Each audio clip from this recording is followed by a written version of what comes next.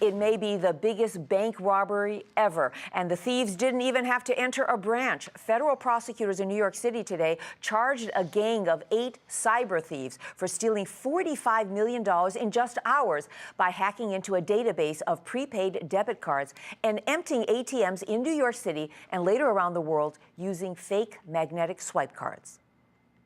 This was indeed the largest theft of this type that we have yet seen. This was a 21st century bank heist that reached through the internet to span the globe. But instead of guns and masks, this cybercrime organization used laptops and malware.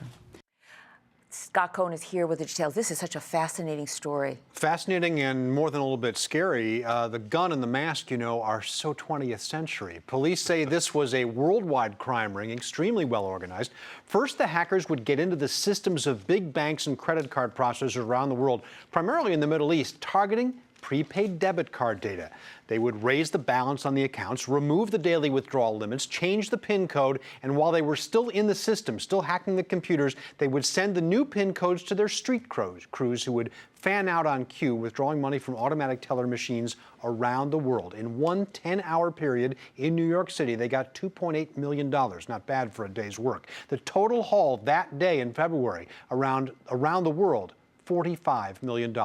8 people indicted in New York, as you heard. They are alleged to be the main players in the New York cell of this worldwide operation. 7 of those people are in custody. 1 is believed to have been murdered last month in the Dominican Republic. And this investigation is continuing. It looks like they came down Broadway and 7th Avenue. It looks exactly like they came down the A line, or whatever the line is, the Broadway line, the one line down there. This, you think, or we think, is organized out of the Middle East? Well, the banks that they targeted were in the Middle East, but this was literally around the world. It was they had help from authorities in Japan and Romania and literally everywhere. The main banks that they targeted were Middle Eastern banks, but still not clear where this was based. Well, I mean, you really make a case that this was a very bold move. We've been covering a lot of stories, you have in particular, on hacking. But this one just seems like there's no way you can safeguard yourself. It's way beyond your control. You're very vulnerable. Well, it's the size of it and the way they were so organized. It seems like, from what we were able to read, that the hackers got into these systems the way hackers get into any system, with attachments and emails, people that let down their guard just a little bit, and then they can get in, they can do their deeds.